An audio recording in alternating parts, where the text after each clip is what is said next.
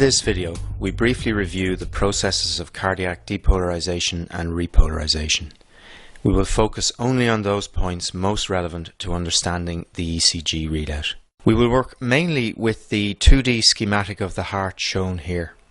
The schematic shows the right and left atria, the right and left ventricles, and the specialized cardiac conducting system seen here in grey.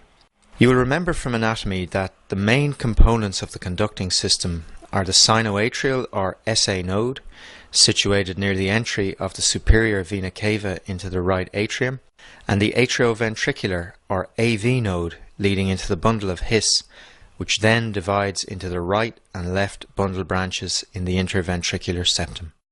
During each cardiac cycle, the atria contract in diastole to fill the ventricles, which then contract during systole to supply blood to the lungs and the systemic circulation.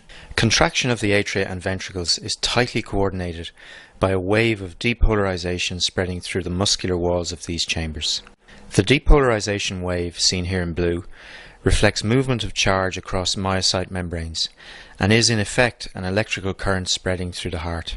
Following systole, cardiac muscle returns to a resting state, and this is associated with reversal of the movement of charge across the myocyte membranes.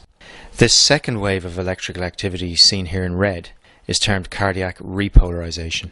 The leads of the ECG machine are designed to detect and record these two waves of cardiac electrical activity. The depolarization wave spreads through the heart in a highly predictable pattern, and to understand the ECG readout, the pattern of spread of cardiac depolarization needs to be understood. Cardiac depolarization is triggered by an electrical pulse generated in the sinoatrial node. This electrical pulse then spreads through the atria, triggering their contraction late in diastole. The atria and ventricles, however, are separated by a non-conducting fibrous septum.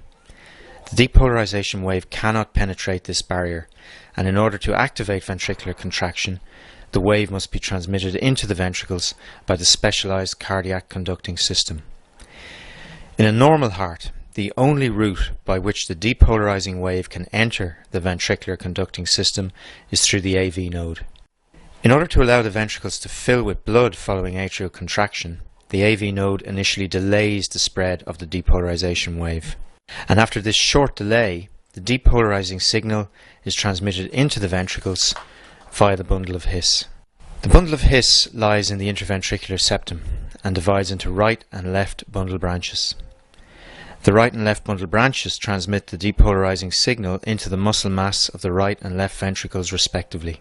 We should note at this point that the interventricular septum is the first part of the ventricular muscle mass to depolarize, and it does so by movement of current across the septum from the left towards the right bundle branch.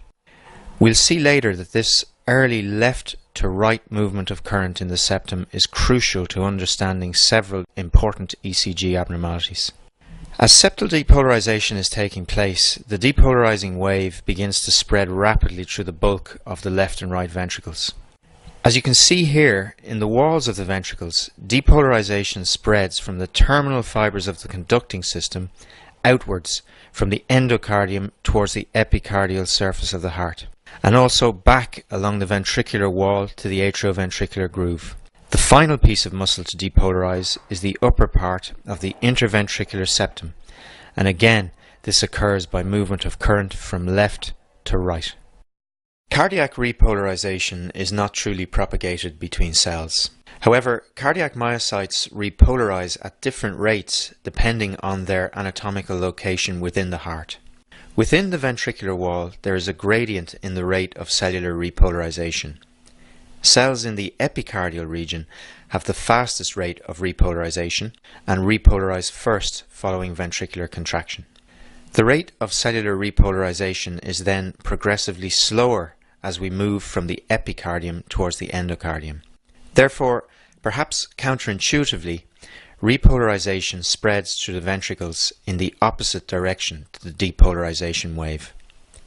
As illustrated here, repolarization begins in the epicardium and then spreads backwards from the epicardial to the endocardial surface of the ventricles. We'll see later that this retrograde spread of ventricular repolarization is important in understanding the normal ECG readout. We will now go on in video 2 to show you how the depolarization and repolarization waves are analysed to produce the normal ECG readout.